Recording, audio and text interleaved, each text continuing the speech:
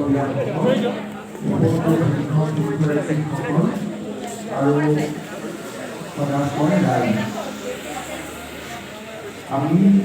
অসম চৰকাৰৰ তৰফৰ পৰা অসমৰ শিক্ষক সমাজৰ সমস্যাসমূহ সমাধানৰ বাবে নিৰন্তৰ প্ৰচেষ্টা চলাই আহিছোঁ।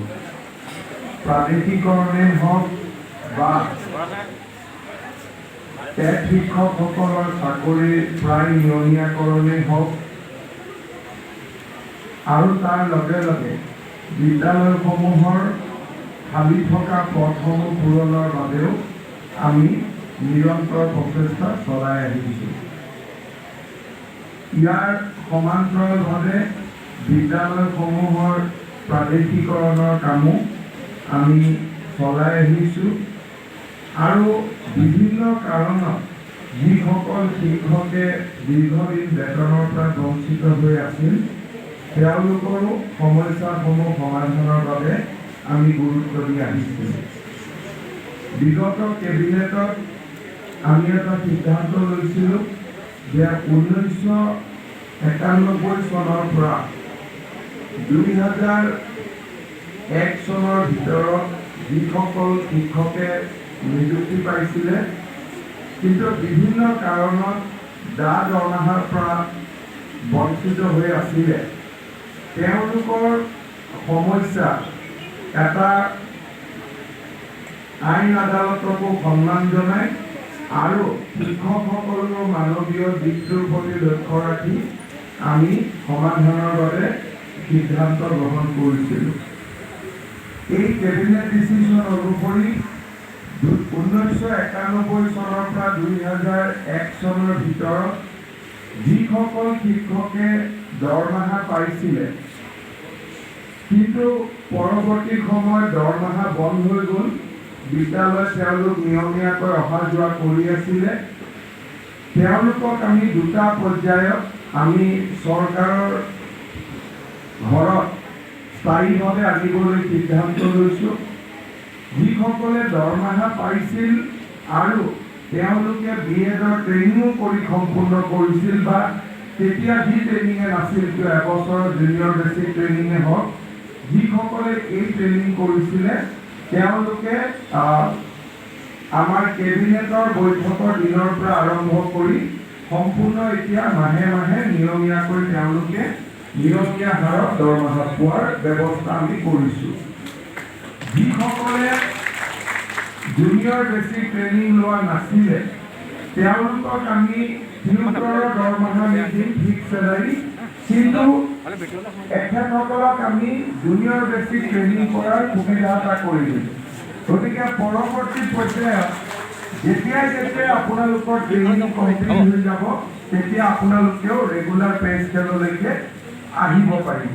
অৰ্থাৎ আমি যিমান পাৰোঁ যিহেতু ইয়াৰ মাজত শিক্ষাৰ অধিকাৰ আইন হৈ গ'ল, শিক্ষক নিযুক্তিৰ নতুন নিয়ম আহিলে, গতিকে আমি যিমানখিনি পাৰোঁ প্ৰচলিত আইনৰ লগত সামঞ্জস্য কৰি আমি এই সমস্যাবোৰ সমাধান কৰিব চেষ্টা কৰিছোঁ।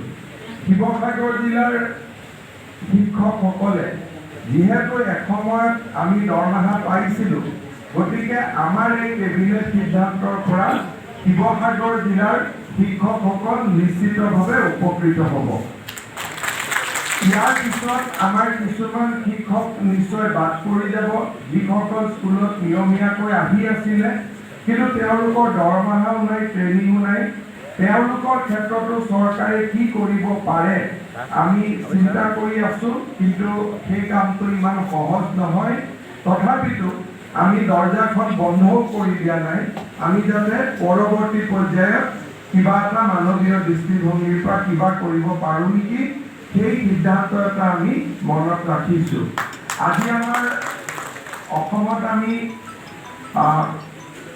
এপ্লিকেশ্যন লৈছিলোঁ যে কোন এনেকুৱা শিক্ষক আছে, প্ৰায় 10-11 হাজাৰ শিক্ষক আমি পাইছিলোঁ। তাৰে 4,500-5,000 শিক্ষকৰ সমস্যা আমাৰ এই কেবিনেট সিদ্ধান্তৰ দ্বাৰা সমাধান হ'ল। বাকীসকলৰ ক্ষেত্ৰতো আমি ভৱিষ্যতৰ দিনত চাম আমি কি কৰিব পাৰোঁ, কেনেকৈ কি কৰিব আগবাঢ়ি যাব পাৰোঁ। ইয়াৰ লগে লগে নৱেম্বৰ মাহত প্ৰাদেশিকৰণৰো কাম আৰম্ভ হ'ব। প্ৰাথমিক আৰু মধ্য ইংৰাজী স্তৰত তাতো আমি বহুবিলাক শিক্ষক শিক্ষয়িত্ৰীক উপকৃত কৰিব পাৰিম বুলি মই আশা কৰিছোঁ। আমাৰ মাজত এই সময়ছোৱাত কিছু শিক্ষকৰ মৃত্যুও হ'ল, কিছু শিক্ষকৰ পৰলোকপ্ৰাপ্তিও হ'ল। তাৰ ওপৰতো মোক আজি স্মাৰক পত্ৰ দিছে। মই নিশ্চয় এখেতসকলৰ ক্ষেত্ৰতো কি কৰিব পাৰোঁ চৰকাৰৰ লগত বা আমাৰ বিষয়াসকলৰ লগত আলোচনা কৰি আৰু সেই বিষয়ে আমি নিশ্চয় পৰৱৰ্তী সময়ত কেনে সিদ্ধান্ত ল'ব পাৰোঁ আপোনালোকক আমি উল্লেখ কৰিম। মই আজি শিৱসাগৰত বহুকেইটা অনুষ্ঠান আছে, তাৰ পিছত যোৰহাটতো যাব লাগিব। বহুত দীঘলীয়া মই নকৰোঁ।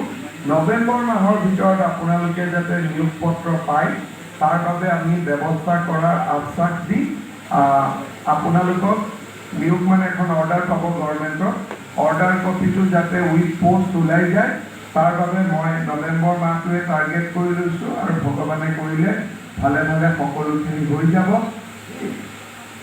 এই দুআষাৰ কৈ পুনৰ এবাৰ আপোনালোকক ধন্যবাদ আৰু কৃতজ্ঞতা জনাই আমাৰ প্ৰাথমিক শিক্ষক সন্মিলনীৰ বিষয়াসকলকো মোৰ ফালৰ পৰা ধন্যবাদ আৰু কৃতজ্ঞতা জনাই মই মোৰ চমু বক্তব্য সামৰণি মাৰিছোঁ। ধন্যবাদ।